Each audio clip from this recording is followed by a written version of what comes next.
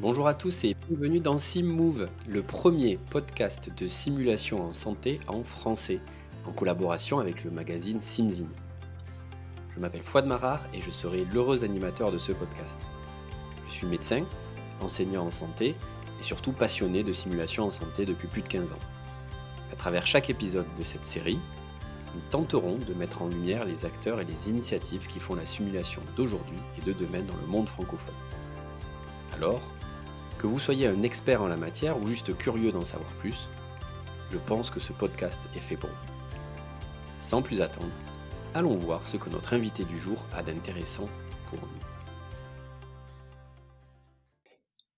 Et notre invité du jour, justement, le voilà, c'est Guillaume de Cormeilles. Guillaume de Cormeilles, pour la présentation du jour, c'est toujours compliqué pour moi, parce que je le connais depuis très longtemps, et je suis pas le seul, il y a plein de gens qui le connaissent. Alors on va le laisser faire. Guillaume, comment vas-tu ? Écoute, merci beaucoup Fouad pour cette invitation pour laquelle je suis très honoré. Et je vais très bien à la veille de mes vacances. Ah, bah écoute, on est tous un petit peu soit au retour, soit au départ des vacances en ce mois de juillet, en cette fin de mois de juillet. On va commencer tout de suite par essayer de savoir comment toi, en tant qu'expert en simulation, tu es tombé dans cette affaire-là, comment, avec qui, dans quelles conditions. Dis-nous tout et on se lance dans cette conversation.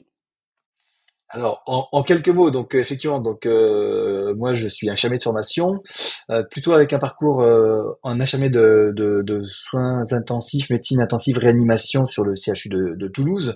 Et puis à travers les différentes rencontres de médecins anesthésistes réanimateurs, une en particulier, Élodie Brunel, m'a dit, écoute Guillaume, il y a le centre de simulation au CHU de Toulouse, je pense que ton profil serait hyper intéressant. Et j'ai dit, bah écoute, pourquoi pas. Elle m'a dit, contacte Fouad Marar. Et donc, bah, c'est sur ces entrefaites que j'ai pris contact avec toi. Et puis, bah, de fil en aiguille, en 2011, à l'ouverture du cancéropole, de la réanimation du cancéropole, l'histoire a commencé.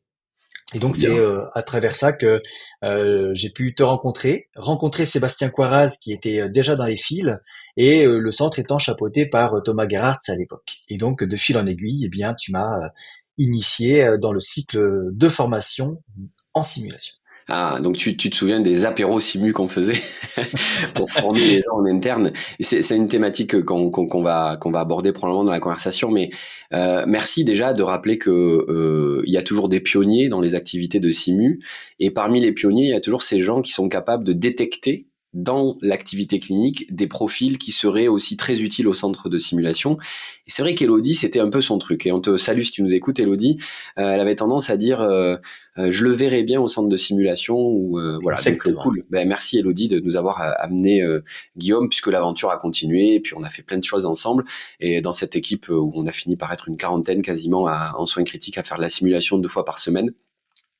Il y a pas de mystère, hein. Si j'ai choisi de t'inviter, c'est probablement parce que tu as des choses à nous raconter, et puis surtout ton parcours va probablement aider des gens qui eux se posent la question en tant que soignants, infirmiers de réa, chercheurs, comment ils pourraient contribuer. Et c'est vrai que il y en a pas 10 comme toi dans le pays, clairement.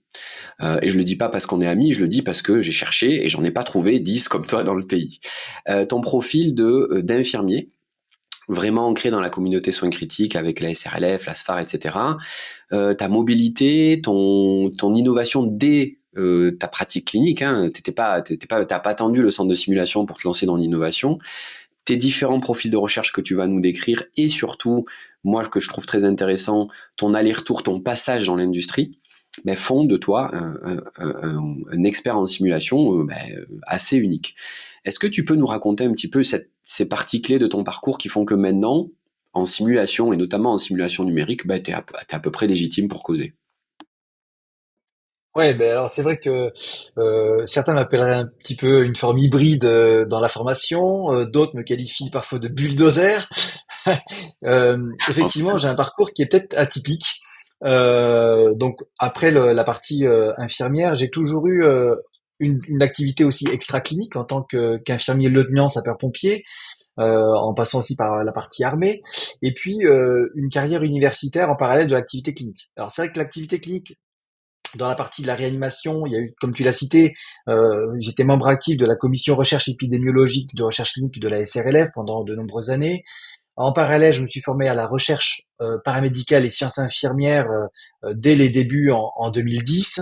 En tout cas, enfin pour moi, quand j'ai été touché un petit peu par cette fibre. Et puis la partie universitaire qui a progressé au cours de mon activité clinique avec l'acquisition, ou en tout cas la participation à un master 2 en sciences de l'éducation et de la formation, et qui m'a permis d'acquérir des bases, en tout cas, ou les prémices de certaines bases dans les sciences de l'éducation. Et puis, forcément, quand tu as un master 2, la carrière universitaire poussant derrière et connaissant l'évolution de notre profession dans les cadres de licence, master, doctorat, euh, poursuivant aussi la piste de mon cher ami Sébastien Coiraz, qui a été pionnier à chaque étape aussi de cette phase-là, lui-même ayant une thèse en sciences de l'éducation, eh bien, moi, je me suis dit, mais pourquoi pas un autre penchant de l'éducation et plutôt de s'intéresser aux apprentissages et comment les apprenants apprennent. Et c'est en ce sens qu'il me fallait trouver un directeur de thèse dans ces sciences cognitives que je ne connaissais pas du tout. Et c'est à travers le réseau professionnel du monde des sapeurs-pompiers que j'ai rencontré ma future directrice de thèse, Nathalie Huet, que je salue au passage, et qui m'a dit, mais tu sais lire un article scientifique? Bon, eh ben, ok, ton profil est intéressant, on y va.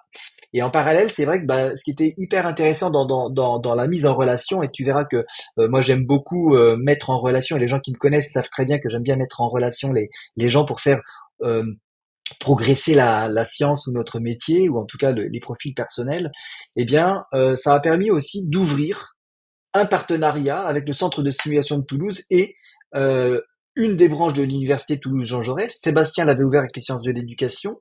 Eh bien, moi, je l'ai ouvert avec le laboratoire de clés en psychologie cognitive, pour lequel des étudiants de master travaillent avec des chirurgiens sur la suture, les apprentissages, etc. Et donc, finalement, ça a ouvert d'autres branches. Et Cool. donc, par ce biais, bah, moi, j'ai intégré la partie de l'apprentissage plutôt centrée sur comment les étudiants apprennent avec de la simulation numérique. Mais comme tout projet de thèse, il faut trouver un financement. Et là encore, le CHU de Toulouse ne soutenant pas cette démarche-là, eh bien, j'ai dû trouver un financement par moi-même en faisant la convention CIFRE et le projet avec donc soutenu par les projets ANR. Et je pense que j'étais un des seuls ou des premiers infirmiers à faire des conventions CIFRE. Et je me souviendrai toujours d'une conversation, et tu sais, c'est toujours dans ces moments un petit peu fortuits lors de congrès, entre un verre ou... Et là, c'était dans un taxi. Je vais aux journées francophones de recherche en santé. Je prends le taxi avec Madame Monique Rotan-Tondeur, une pionnière des sciences infirmières connue mondialement, et qui me dit, bon alors, Guillaume, t'en es où? Je dis, écoute, je cherche un financement pour ma thèse, j'ai un projet, je sais où je vais. Voilà. Elle me dit, bah, pourquoi tu ferais pas une cifre? Et là, je me suis mis à chercher ce que c'était une cifre.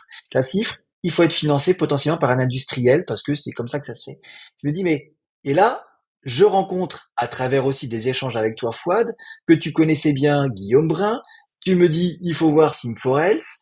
En parallèle, je regarde, je contacte Guillaume Brun. J'avais un projet de créer un simulateur numérique déjà pour la formation des étudiants, des nouveaux arrivants en réanimation, projet qui n'a pas jamais pu aboutir.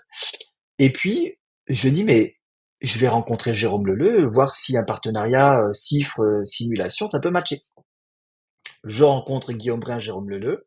En parallèle, je savais déjà qu'ils avaient un doctorat en CIFRE au sein de leur entreprise. Je me dis, il faut que je mise tout dessus. On a misé, on a matché, et finalement 3 ans plus tard, me voilà, écoute, diplômé docteur en psychologie cognitive, ayant fait justement mes travaux de recherche en lien avec la simulation numérique, et aider la société à mettre en place, développer en tout cas, et leur solution de simulateur numérique pour la formation des étudiants infirmiers. Donc finalement, bah, je retombe dans la formation avec les étudiants infirmiers sur une branche inconnue pour moi qui était la simulation numérique, et pour lequel je me suis spécialisé au cours de mes 3 années.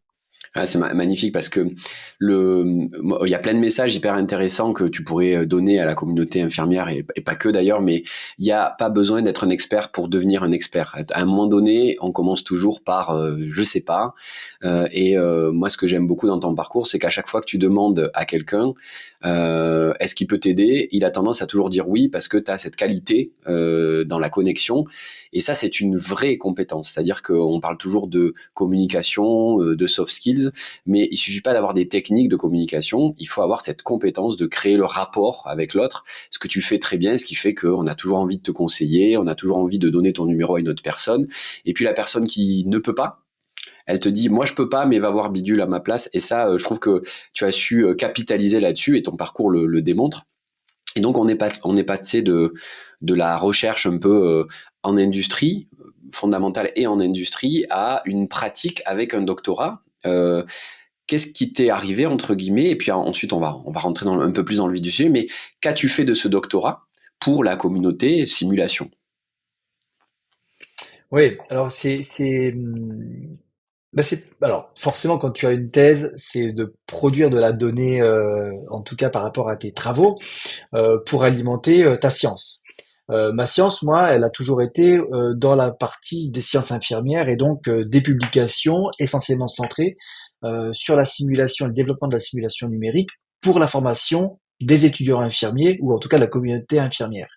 Et c'est en ce sens aussi que je me suis rapproché de beaucoup de sommités internationales dans mes premières publications, en réalisant justement une enquête nationale sur l'usage de la simulation numérique. Et anecdote, étant dans ce créneau-là, je rencontre Antonia Blagnier et Dan Benamou, que je connaissais par la Sophrassi, mais en étant membre, et ils venaient de produire dans leur première étude nationale sur la simulation numérique. Mais là encore, les IFSI étaient sous-représentés. Et moi, travaillant avec l'industriel et connaissant et discutant avec l'intégralité des IFSI de France, je me suis dit, il faut la refaire intégralement spécifique aux IFSI. Et c'était mon premier article scientifique publié justement dans Clinical Simulation, dans lequel j'ai intégré une communauté internationale autour de ce papier. Jean-Christophe Servotte de Belgique, Ah oui, j'ai intégré Esther Léon d'Espagne, qui est une amie, et j'ai communiqué avec Esther Léon auprès de Sommité, parce que je voulais intégrer Kim Layton, mais qui était indisponible à ce moment-là. Et donc j'ai intégré Cynthia Foranda, qui était une des pionnières dans la simulation numérique à l'époque, aux États-Unis, dans le collège en sciences infirmières.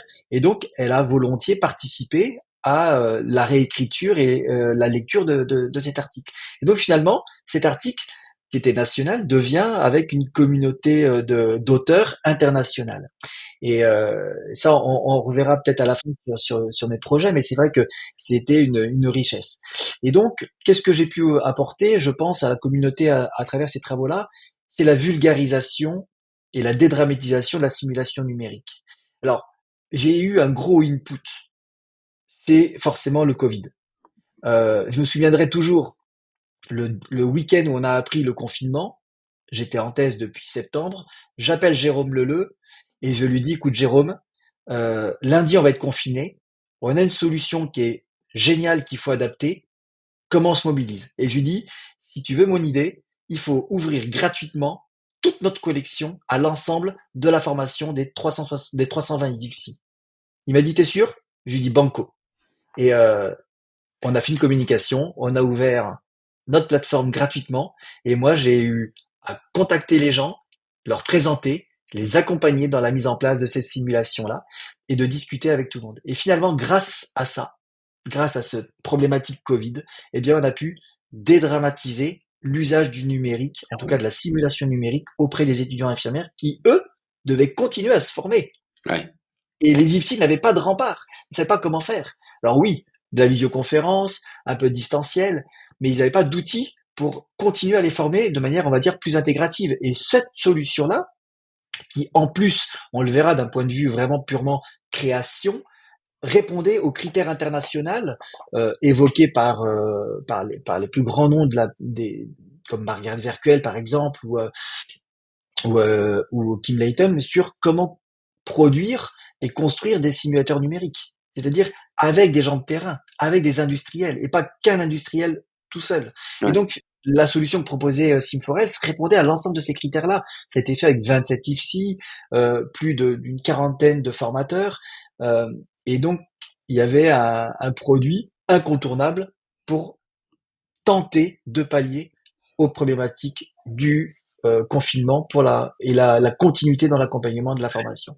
Et c'est à travers ça aussi que j'ai pu tirer des bénéfices en faisant une étude rétrospective de l'usage, de vulgariser et de créer des webinars avec des pionnières sur le raisonnement clinique via l'usage de cette simulation numérique, et donc finalement d'alimenter la communauté avec ces travaux-là.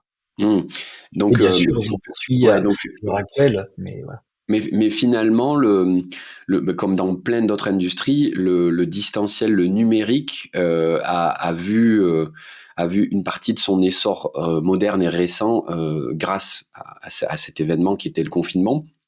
Moi, ce que je trouve super intéressant, à double titre, c'est que non seulement tu as développé une offre de formation distancielle, numérique, mais en même temps, tu l'as pas développé de là où tu travaillais en tant que clinicien. Ça a pu aussi se faire parce que tu étais dans une société, une institution qui permettait d'avoir cette flexibilité-là. Moi, c'est ça, ça m'intéresse aussi, c'est-à-dire que tu peux nous décrire, toi, de ton aller-retour que tu as fait dans l'industrie, parce que tu n'es plus chez Sim4Health, hein, on va pas faire un podcast pour faire la publicité de Sim4Health, mais ça fait partie de ton parcours, donc forcément que ça prend de la place.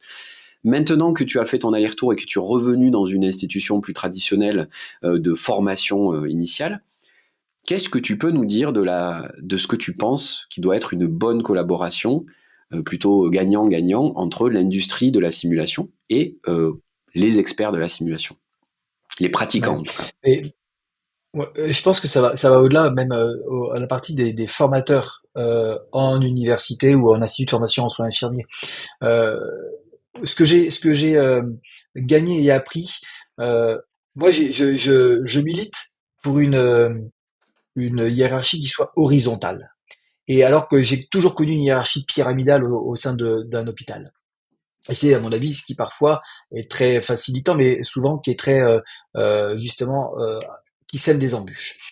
Et donc, par ce biais, rencontrer dans une start-up une vision où ton patron, ton CEO, ton CTO, il est dans la chaise d'à côté, tu discutes, c'est hyper simple, c'est très fluide, et finalement on avance parce qu'on va du tac au tac avec un go, no go, avec des réponses qui ne doivent pas passer par ton N+4 avant d'arriver et redescendre. Si tu veux, ça a été hyper facilitant en me disant mais il faut avancer vite, et si on veut avancer vite, il faut que ce soit fluide.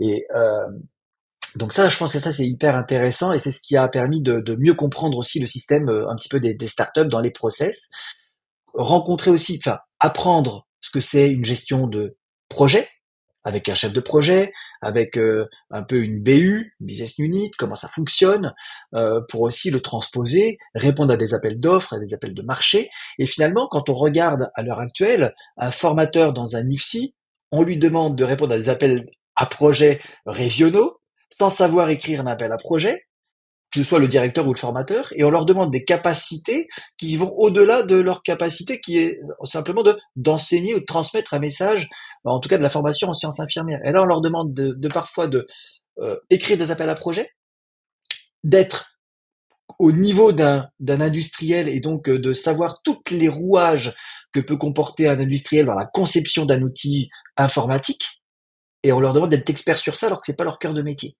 Et là où je pense que, d'ailleurs, c'était un de tes inputs aussi avec la Sofracim et les industriels, quand je suis intervenu moi sur un congrès international au Paraguay sur la VR, il y a une partie éthique. Et je pense que l'industriel doit avoir une part majeure dans le conseil à apporter à ses clients.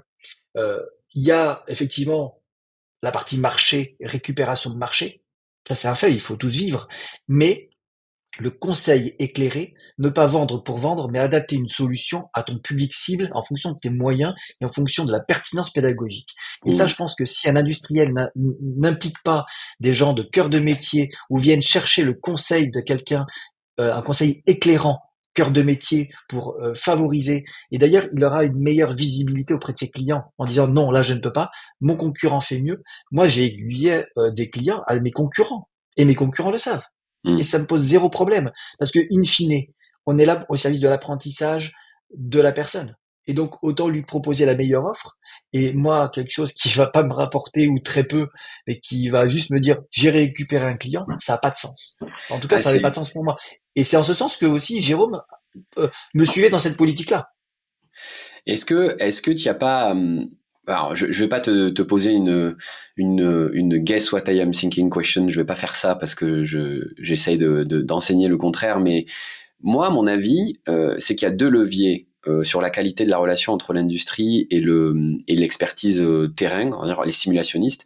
Le premier, c'est que l'industriel augmente sa dose d'éthique, mais ça, c'est un vœu pieux. Dès que tu augmentes le nombre de zéros, il y a plein de gens qui arrêtent d'être éthiques. C'est tout à fait, c'est entendable parce que c'est comme ça. L'humain est fait comme ça. On a tous un prix, comme disait un de mes mentors. Et le deuxième, c'est de dire ce que tu décris comme étant un manque dans la formation de ces managers de la formation, hein, typiquement un directeur d'IFSI, un responsable d'unité clinique qui va au centre de Simu, ça reste des compétences de management qu'ils n'ont pas, de management certes de projet essentiellement, mais de management. Et je me dis, mais est-ce qu'on n'a pas aussi un levier dans la façon dont on prépare les équipes de Simu, le faculty development, où justement si ces gens sont meilleurs sur ces compétences-là, la discussion avec l'industriel, c'est pas tout à fait la même. C'est C'est-à-dire pas que la quand même. tu as déjà fait un benchmark de toutes les solutions, pour prendre cet exemple qui est rigolo, audio-vidéo, de ton quartier, ta ville, ta région, de l'écosystème Simu et de l'écosystème international pas Simu, c'est difficile de te vendre une salle à 30 000 euros. Tu vois, parce que tu as fait le travail.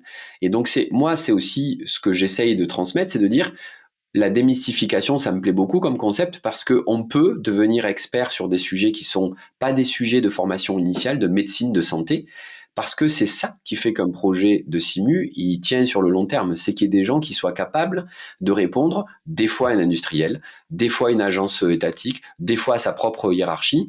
Et donc, quand on prépare les équipes à faire de la Simu, moi, je suis totalement d'accord avec toi. Il faut aussi les préparer à autre chose que écrire un scénario et le jouer. Et il Bien y a sûr. toute cette liste de sous-compétences que le passionné de simu, le simulationniste doit avoir. Et tu sais, quand tu discutes avec nos amis industriels qu'on connaît, hein, en France on n'est pas très nombreux, ils ont plutôt tendance à préférer avoir une discussion avec des gens qui sont déjà un peu éclairés parce que ça leur fait gagner énormément de temps et ils savent qu'ils vont pas faire des devis pour rien, ils vont pas faire des rendez-vous non qualifiés, etc. Ils se disent au moins ils ont fait le travail avant. S'ils nous appellent, c'est qu'ils ont déjà envie de travailler un petit peu avec nous et ça leur diminue les cycles de vente, etc. Enfin, c'est bénéfique dans une relation de vente d'avoir celui qui achète qui sait déjà à peu près ce dont il a besoin. Donc je sais pas ce Mais que là, ça. si, si, mais là où je te suis, c'est que dans les formations pour lesquelles parfois on opère, hein, avec SIM ou autre, c'est qu'il y a un autre step. Parce que souvent, quand il y a un appel à, par exemple, un exemple simple, tu es dans un IFSI, il y a un formateur qui est formé à la simulation. Bah tiens, il y a un projet, appel à projet simulation, ça va retomber sur qui? Sur le seul qui est formé. Et donc à lui d'être le plus éclairé, le plus formé, discuter avec les industriels, faire son benchmark, faire des choses qu'il n'a pas le temps, il ne sait pas faire.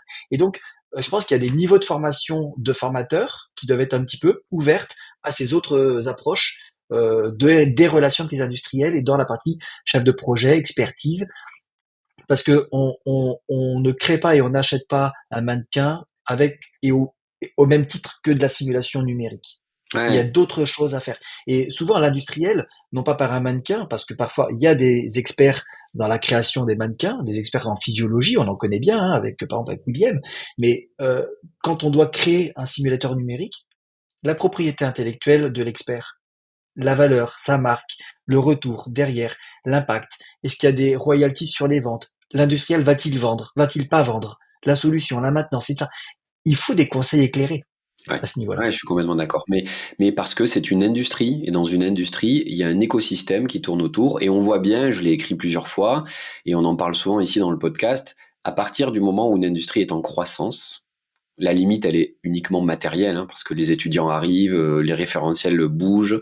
Donc, à partir du moment où l'écosystème est en croissance, il va y avoir besoin de tous ces services qui vont avec. Et il va, à mon avis, une des urgences, ça va être de repenser le faculty development. Et je répète, je Ouais. continue de le dire en anglais volontairement, parce qu'en anglais, ça dit plus qu'en français. En français, on dit former les formateurs. Mais c'est pas ça en fait qu'il faut faire.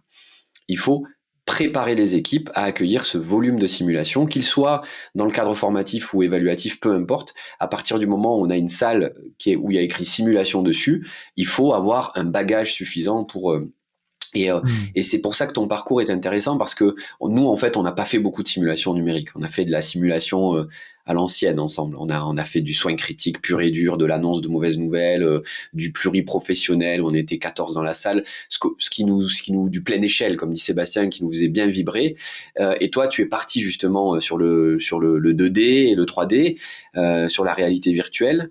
Et c'est vrai qu'il y a une vraie différence dans la façon dont on approche la simulation. Moi, j'ai l'habitude de dire que en simulation, il y a les quatre fantastiques. Tu vois, il y a mannequin, procédural, VR, PS. Tu vois, comme ça, c'est clair. Il n'y en a pas 10 000. Et donc, ils sont quatre. Il y en a pas qu'un. Donc, ça veut dire qu'on peut commencer un programme ou avoir un programme qui tourne autour d'une modalité. C'est pas un souci. Faut arrêter de se mettre en tête qu'il faut qu'il y ait l'arrêt cardiaque, le Simman qui coûte un bras. Non. En fait, c'est vraiment une modalité, c'en est une. Et dans la modalité simulation numérique que tu maîtrises, il y a quelque chose qui revient pas suffisamment à mon avis et qu'il faudrait que tu devrais nous éclairer là-dessus. Comment on aborde le débriefing d'une séance de simulation numérique? Ouais. C'est effectivement, bah, c'est jamais abordé d'ailleurs dans la faculty development ou très peu. Dans certains DU, moi j'interviens sur un des DU à Toulouse, effectivement sur une partie simulation numérique, mais c'est un grand questionnement. C'est sûr que les méthodes qu'on connaît sur la simulation ou avec une première phase où on doit décrire sa partie, son ressenti avec un numérique, on n'a pas à le faire. Euh, et donc, il y a effectivement Margaret Verkuel dans un livre et d'un livre blanc qu'elle a écrit aussi en français sur la partie du numérique. Elle le décrit très très bien. Et il y a deux phases à mon avis. La première phase dans la simulation numérique, c'est finalement qu'est-ce que ça t'a apporté et comment tu peux le réinvestir dans ta pratique clinique. Donc, il y a des questions qu'on peut poser de manière distancielle ou présentielle, mais ça marche très bien en distanciel, ce qu'on appelle l'auto-débriefing. Et dans cet auto-débriefing, c'est de dire, bah tiens, écris. Alors certainement, elle décrit le modèle en disant il faut que l'apprenant écrive au minimum une dizaine de minutes, ce qui est peut-être un peu complexe, mais ce que je veux simplement apporter comme notion, c'est de permettre à l'étudiant de se questionner sur, à travers la simulation numérique que tu as vue, qu'est-ce que as pu identifier comme matériel, relation, environnement, qui t'évoque le secteur clinique que tu connais ou pas, et de le décrire. Et donc finalement, tu es en train de te faire un micro-monitoring de ce que tu as pensé, de ce que tu as vu, donc tu vas te remémorer ce que tu as vu, et par ce biais-là, tu vas écrire les choses. Ce qui va préparer, te préconditionner à un débriefing qui sera fait de manière synchrone en classe ou de manière virtuelle, mais a posteriori. En débriefing numérique, quand on fait de l'auto-débriefing en amont, il faut obligatoirement avoir ce feedback et faire ce débriefing a posteriori. C'est Ok. pas laisser seul l'étudiant. Donc ça, c'est un premier point. Et puis, deuxième point, c'est qu'est-ce que tu as vu là-dedans que tu pourrais transposer dans ta pratique clinique. Typiquement, avec un des logiciels qui marche très bien sur le calcul de dose qu'a développé donc la société avec laquelle je travaillais, euh, l'idée c'est de voir comment on peut faire cette transposition didactique, c'est-à-dire j'apprends un cas clinique numérique sur mon ordinateur, demain je prends le même cas clinique et j'appuie sur cette notion de même cas clinique que je reproduis en simulation ou en pratique clinique réelle ou en simulation pour voir si j'ai bien ce que j'ai appris, je le maîtrise bien dans les process de calcul, de préparation, etc. Et pourquoi je dis les mêmes cas cliniques? Parce que là, je fais un penchant recherche. Pourquoi, et je pose la question, mais j'ai la réponse, mais pourquoi les méta-analyses qui abordent la simulation numérique et qui disent la simulation numérique fait un minimum aussi bien que les autres simulations, mais tu verras que les simulations numériques, souvent, elles ne concluent pas, ou les méta-analyses ne concluent pas de manière très franche. Pourquoi? Parce qu'on analyse des choux et des carottes. Et que tous les gens qui publient en simulation numérique ne décrivent pas l'interface souvent de ce qui est fait dans leur simulation numérique. Et forcément, il y en a qui vont appeler la virtual simulation, et je vous invite à lire ce qu'a publié Cynthia Foronda, et bien sûr que ça a été repris dans le dictionnaire traduit pour lequel on a œuvré tous les deux et avec tant d'autres collègues. Mais euh, bah, virtual simulation, ça peut être une vidéo qu'on regarde sur du numérique, ça peut être de la 3D, ça peut être enfin, on mélange des choux et des carottes. Et Ouais. donc, par ce biais-là, il est important quand on fait une étude ou quand on essaye de mesurer, voir l'impact d'une acquisition numérique en réel, il faut que ce soit le même scénario, le même contenu. Et donc, c'est pour ça que ça c'est aussi majeur dans ça. Pour revenir au débriefing, parce que je m'écarte un petit peu de ça, euh, c'est de faire, et moi j'ai proposé un modèle où je pense qu'il faut donner factuellement, reprendre le modèle de Margaret Virtuel qui est très bien sur l'autodébriefing avec des questions simples, de évoquer qu'est-ce que tu as perçu dans cette simulation, dans cet écran, dans cette interaction, dans les voix qui t'a permis d'évoquer certains signes cliniques, certaines visions, certains diagnostics, etc. Mais par contre, à la fin, c'est aussi de positionner le questionnement sur la satisfaction, bien sûr, mais surtout, je pense, et ça c'est un des modèles que j'ai travaillé lors de ma thèse, c'est toutes les notions autour de l'acceptabilité de cette nouvelle technologie. Parce que typiquement, je fais un point entre, je pense que cet outil-là numérique est super, je suis le, entre guillemets, le prescripteur, le formateur qui va dire, il faut que mes étudiants l'utilisent, mais si l'étudiant n'a pas envie ou en tout cas ne comprend pas, alors certes il faut la culturer peut-être, mais en termes de la facilité d'utilisation ou de l'utilité perçue de l'usage, est-ce que c'est utile dans ma formation, dans mon apprentissage, dans ma progression? Eh bien, s'il ne perçoit pas quelque chose d'utile pour lui, il n'y aura pas ces intentions d'usage.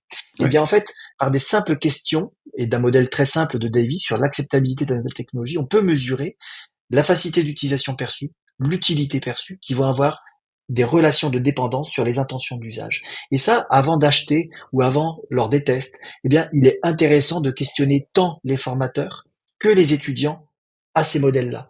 Et ça, j'ai fait une publication dans une revue professionnelle justement pour vulgariser ces approches-là.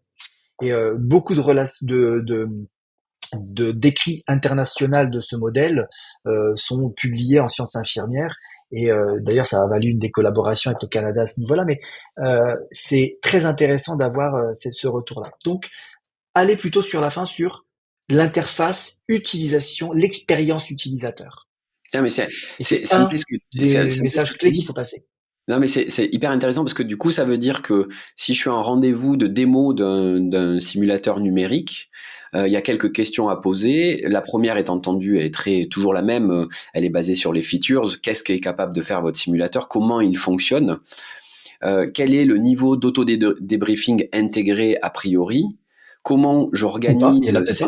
voilà, est-ce qu'il y en a un déjà et est-ce qu'il est utilisé, est-ce qu'il est facile d'accès? Et surtout, comment je peux intégrer la partie individuelle de la simulation numérique à quelque chose qui serait un débriefing institutionnel, un cours, voilà. Et ça, c'est vrai que l'industriel, lui, Oui. il bloque un peu ici parce qu'il a souvent en face de lui quelqu'un qui dit mais ça va pas marcher avec mon UE 4.5 et en fait c'est là où on peut aider et après les allers-retours entre j'ai fait, j'ai vu, j'ai compris avec l'enseignant pour avoir du feedback sur l'outil, pour savoir si cet outil il reste pertinent sur ces sujets-là. Donc ça veut dire qu'il y a quelques questions à poser quand quelqu'un fait une démo avant même d'accepter d'avoir une démo. Parce que sinon, ça veut dire ça n'a pas de pertinence potentielle. Si déjà il y a pas de, si l'outil n'a pas d'outil d'auto-débriefing, on n'y va même pas. Bah, tout dépend, et je pense que en fait, moi je pars du principe à l'envers, c'est-à-dire que comment intégrer cette simulation numérique dans un parcours de formation, c'est par rapport déjà à la thématique, et la grande difficulté, c'est que l'industriel souvent dit, bah tiens, je vais développer un outil, avec bien sûr son analyse de marché en espérant qu'il ait des ventes, et à l'inverse, il répond pas forcément à la cible de l'ensemble des formateurs, parce que chaque formateur voudrait avoir son propre simulateur numérique, sauf que ça coûte en bas mot entre 30 et 60 000 euros, donc finalement on n'a pas de l'argent pour le faire, et donc il y a un vrai écart. Par contre, là ce qui est important c'est de se dire, ok, il y a une brique construite, Maintenant, c'est comment je peux l'intégrer. Eh bien, c'est dire, je vais prendre la même thématique et puis je vais faire différentes modalités de simulation ou d'apprentissage en lien avec cette simulation numérique autour de cette thématique-là. Et ce qui fait qu'on va ouvrir un panel complètement différent. Bah, ça, c'est intéressant. Par contre, il faut accompagner le formateur dans son usage parce que souvent, lui, il voit le mur devant. Il voit pas le 360. Ouais. Et c'est aussi, c'est pas parce que un outil numérique intègre de l'autodébriefing ou simplement que du feedback qui ne va pas être utilisé de manière autonome par des étudiants. C'est clair, tu donnes un simulateur clé en main, payé, offert à des étudiants, 80% des étudiants ne le font pas de manière autonome. Donc, il faut le faire en petits groupes, en classe, et faire avec eux souvent les choses. Et ensuite, débattre, argumenter, transposer. Et là, on est dans l'accompagnement, et là, c'est pertinent, et là, on voit les progressions. Et là, on Les voit, étudiants, à l'heure actuelle, sont peu investis par eux-mêmes pour le faire, sauf certains. Les bons restent bons, les moins bons, il faut vraiment les accompagner. Donc finalement, c'est de la perte d'argent d'un côté. Tu vois, ouais. c'est cet équilibre-là qui est pas évident. Moi, c'est un débat qu'on a entendu lors de ta soutenance de thèse, hein, sur l'intérêt et l'impact des tablettes dans l'éducation initiale et même l'adult learning. Mais c'est une belle transition parce que l'idée quand même de ce qu'on fait en simu, tu me diras si je dis une grosse bêtise, c'est de transformer la pratique des gens. Parce on peut travailler avec le SimX dernière génération, 5 personnes dans 5 continents différents.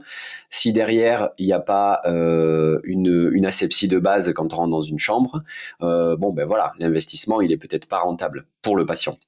Et donc, j'aime beaucoup poser cette question, c'est quand même toi qui es censé donner ton point de vue.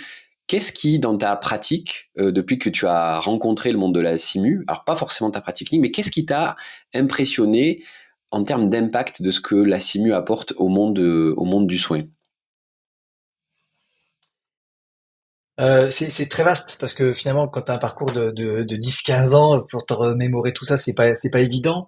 Euh, Moi, je pense que les gens qui n'ont pas encore goûté à ce dispositif de formation, d'être formés à la simulation, ils- ils- je pense qu'ils peuvent pas toucher du doigt l'ampleur que ça peut leur développer au niveau personnel déjà, dans leur posture professionnelle, dans la relation à l'autre, dans savoir comment se comporter et de s'améliorer dans sa pratique clinique. Parce que ça m'a permis d'avoir plus de sang-froid dans les situations d'urgence, d'avoir une meilleure vision globale dans la position du leadership, de finalement de m'améliorer dans beaucoup de choses. Donc finalement, quand on l'a pas vécu et quand on s'est pas aguerri à cette approche, eh ben c'est des choses qu'on peut moins percevoir. Euh, et pour moi, ça, je trouve que c'est fascinant. C'est vraiment un des messages clés, c'est-à-dire que tant que tu n'y as pas goûté, tu peux pas savoir les bienfaits que ça peut t'apporter. Les Mmh. bienfaits, ils sont aussi dans l'ouverture au monde extérieur. Finalement, c'est un petit monde, la simulation au niveau international. Tout le monde se connaît, et en même temps, euh, on part tous le même langage. Et ça, c'est génial. Euh, et on a tous un but. Par contre, là où tu abordes les choses en disant on essaie de transformer les gens, moi je suis plus en disant oui, l'impact va être de les transformer dans leur approche professionnelle, relationnelle ou autre, mais c'est de les accompagner dans leur cheminement réflexif à se dire comment on peut les amener à mieux se développer. Parce que Ouais. eux-mêmes vont peut-être mieux développer les autres. Parce qu'in fine, quelqu'un qu'on forme, il va former des apprenants. Et ces apprenants-là vont être au pied du patient. Et finalement, in fine, nous, c'est l'amélioration de la prise en charge du patient qu'on cherche. À mieux former nos collègues pour mieux qu'ils forment les autres, etc. Donc Ouais. finalement, c'est un dispositif qui est hyper puissant, qui est sous-évalué, enfin, j'ai envie de dire sous-évalué, mais en tout cas Et- sous-développé dans différentes branches. Quand on voit qu'on fait de la simulation à l'entretien annuel d'activité des chefs de service et qu'on a développé ça avec plusieurs collègues et ça marche, les gens disent mais nous, notre centre de simulation n'a pas réussi à le faire. Comment vous là, à 3 personnes, vous avez réussi à le développer et ça marche super. Voilà les mmh. retours qu'on a quand on discute peut-être parce qu'on est extérieur à leur structure, peut-être parce qu'on a mis des experts du management et des experts de la simulation en même temps, peut-être qu'on n'était pas en in situ, j'en sais rien. Mais en tout cas, il y a des potentiels majeurs à ce dispositif-là en formation de l'adulte. Moi, ce que je retiens de ta réponse, qui était une réponse un peu de Normand, de peut-être bien que oui, peut-être bien que non, Ce que je retiens, c'est que à partir du moment où vous commencez à prêcher une certaine parole de bonnes pratiques, à titre personnel, et quand on continue à soigner, il y a un impact qui est forcément un peu de, il y a à minima un soft impact, c'est-à-dire quelque chose qu'on ne peut pas percevoir et qui agit sur sa façon d'être au quotidien. Quand toute la journée au centre de Simu, vous enseignez qu'il faut écouter l'autre, l'air de rien, ce murmure interne fait que quand il y a quelqu'un qui commence à monter en pression dans le service, vous avez ce réflexe de se dire attends, je dis tout le temps qu'il faut écouter, on va voir ce que ça donne là. Et en fait, on est tout le temps en train d'enseigner, de faire ce qu'on enseigne et d'enseigner ce qu'on fait. Et moi, j'aime bien ce que tu dis parce qu'on est un peu un pont entre une génération qui nous a donné et une génération à qui on va rendre. Et c'est là où il y a tout le continuum entre l'instructeur militaire full metal jacket que tu connais très bien visuellement à l'accompagnateur, le facilitateur Hmm. plutôt socio-constructiviste, tu vas trouver la Ouais. réponse. Et en fait, il n'y a Mais pas le bon formateur, on est là en fait, on est entre les deux. ouais, Et je trouve on que est dans ce que tu dis me fait beaucoup penser à ça en fait. ouais, ouais, et je voudrais vraiment en revenir sur quelque chose pour compléter ça, c'est nous-mêmes on a eu une prise de conscience au centre de simulation où on était, hein, avec on formait beaucoup les infirmiers avec les internes en soins critiques et avec une des médecins de notre service, on s'est aperçu qu'effectivement on prêchait la bonne parole au centre de simu, mais que dans notre propre service on n'appliquait pas forcément l'intégralité de ce qu'on promouvait. Et donc là j'ai dit on a eu une prise de recul, une prise de conscience. On s'est dit, mince, c'est pas possible. Et donc, on a dû changer notre pratique clinique pour être en parfaite adéquation avec ce qu'on enseignait en parallèle. Sinon, Mmh. c'est au centre de simio, c'est ça qu'il faut bien faire. Dans ta pratique clinique, bon, tu refais comme tu faisais avant. La réponse, elle est non. Ouais, bien sûr. Il fallait, et surtout qu'on formait nos propres collègues. Donc finalement, et c'est ça, ça nous a permis de grandir en équipe, à mettre en place de bonnes pratiques. Et je pense que ça a vachement aussi fluidifié l'écoute, la relation médicale, paramédicale, et surtout aussi entre collègues. Parce que les temps de débriefing clinique, on n'en faisait pas, on en a mis en place. Une meilleure organisation dans les soins critiques, ça a été un gain exponentiel. C'est pour moi c'est capital parce que ça veut dire que le monde simulé doit quelque part être modélisé et tu sais que on a beaucoup appris ça avec Christophe Joran à la Fondation Léonie Chaptal. Il doit être modélisé sur du réel. Et on va pas inventer un monde de la simu qui n'est pas qui ne s'appuie pas sur une réalité clinique. Et donc effectivement, se comporter comme on enseigne, ça permet de garder le pied entre la réalité du patient clinique et la réalité que je vais transposer au centre de simu. Il faut pas que les centres de simu ça devienne une simulation dans la simulation. À partir du moment où on est au centre de simu, Exactement. on doit avoir une certaine modélisation du réel, surtout pour nos étudiants en formation initiale qui, eux, sont pas capables d'avoir des comparaisons.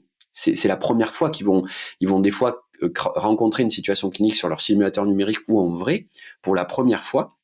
Et sinon, on arrive avec nos patients histoires de chasse, de garde, qui sont tout le temps les mêmes, qui ont tout le temps le même âge, qui ont tout le temps les mêmes antécédents. On va biaiser, entre guillemets, leur vision du monde. Et le premier jeune diabétique de 15 ans qui croiseront dans un service, ils l'auront jamais vu en vrai. Enfin, en simu. Et donc, c'est ça, moi, que j'aime beaucoup, c'est que oui, quand on rentre chez nous, il faut faire cet effort de remodéliser un peu ce qu'on raconte. Et c'est pas un énorme effort, mais ça mérite d'avoir ouais, c'est dans la structure, moi, ce que je disais aux gens avec qui je travaillais, je disais, quand vous rentrez chez vous, ramenez-nous des choses au centre de simu. Ne revenez jamais les bagages vides au centre, Mm. ramenez-nous des choses. Mm. Est-ce que cette anaphylaxie, elle a encore du sens en 2025? Tu vois, c'est une vraie question en fait. Est-ce que cet arrêt cardiaque sur IEC d'un malade qui a tel âge, est-ce qu'il faut encore le faire? Est-ce que c'est relevant? Est-ce que l'incidence de la maladie fait que c'est encore pertinent pour nos futurs internes, etc. Toutes ces questions-là, il faut se les poser. Et dans un programme de simu, les questions, elles sont déjà planifiées. Ça fait partie du job. Et en même temps que je te Ouais. dis ça, je me rends compte qu'on a complètement dépassé le temps habituel, mais ne t'inquiète pas Guillaume, c'est tout le temps comme ça. Et donc on va directement passer à une question que j'aime beaucoup, qui est quasiment le mot de la fin que je vais te laisser Guillaume, parce que je sais que tu es plutôt bon là-dedans. Tu croises quelqu'un qui veut faire de la simu ou qui en fait déjà, mais tu sens que il a du potentiel, comme Elodie l'avait senti en toi. Et tu as le droit de lui dire ce que tu veux, tu as le droit d'utiliser tous les moyens que tu veux, mais tu dois le convaincre de rejoindre l'aventure simu. Eh ben, qu'est-ce que tu lui dis à cette personne?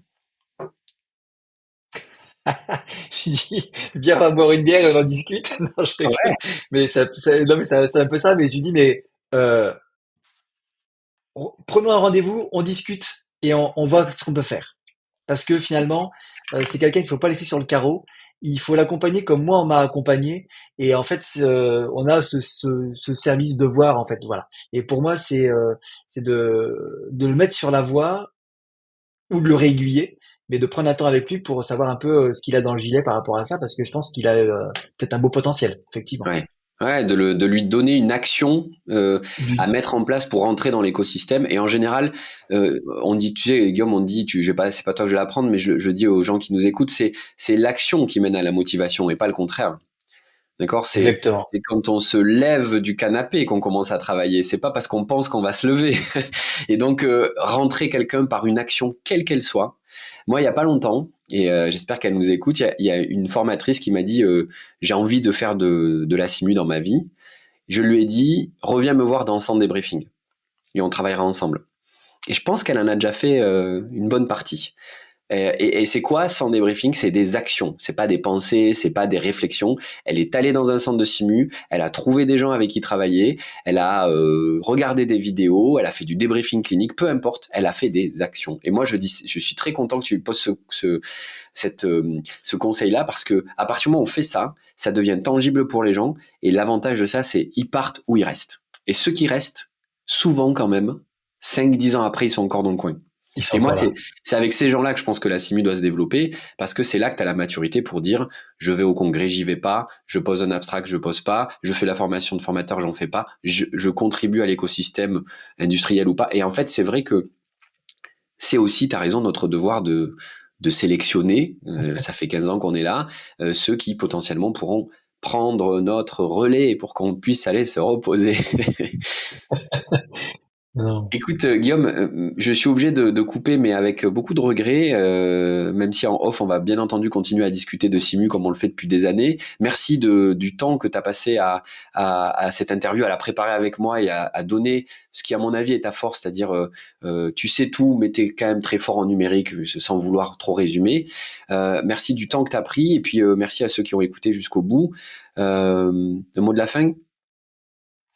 Moi, le mot de la fin, parce que finalement, c'est vrai qu'on n'a pas pu balayer l'intégralité, mais je pense très clairement, j'espère vivement écouter une de tes prochaines interviews et j'espère que tu le solliciteras. C'est notre cher ami en commun, Médéric Descoings, puisque il travaille sur des données physiologiques d'apprentissage, des courbes d'apprentissage. Moi, je travaille avec des manières. Maintenant, il faut aller encore plus que du numérique vers de la physiologie et des données physiologiques de mesure de la charge cognitive dans l'apprentissage pour savoir s'il faut faire du mannequin le matin, de la VR l'après-midi ou l'inversement ou l'inverse. Et sur ça, je pense qu'il est très fort et on travaille ensemble. Et je pense qu'il faut que ce soit incontournable qu'il soit dans ces podcasts de Move. Et le mot de la fin, c'est si tu tombes dans la marmite, eh ben, je pense que tu y restes. Et je pense que l'intégralité des gens qui sont passés avec toi avaient ce mot-là. Et malheureusement, j'ai peut-être beau en trouver un autre, je pense que c'est comme celui-ci qui reste. Ah, c'est cool. Ben merci pour ce mot de la fin et puis merci de la suggestion de Médéric. Mais tu me connais, tu sais très bien que c'était prévu. On va faire parler Médéric et bien d'autres. Et si vous avez d'ailleurs des idées de personnes inspirantes et qui font de la simu au quotidien, n'hésitez pas à nous contacter. Au revoir à vous, bonne fin de journée, bonne fin de soirée, ça dépend bien quand vous nous écoutez. Et à très vite pour le prochain épisode de SimMove. Merci et bravo d'avoir suivi cet épisode du podcast SimMove. Si cet épisode vous a semblé utile ou instructif, n'hésitez pas à le partager autour de vous. Nous rappelons à nos auditeurs que les opinions et les points de vue exprimés au cours de cet épisode et de ces discussions sont ceux de nos invités et ne reflètent pas nécessairement ceux de SimZin et de l'équipe SimMove. A bientôt donc pour un nouvel épisode et comme toujours, merci de votre intérêt pour la simulation en santé.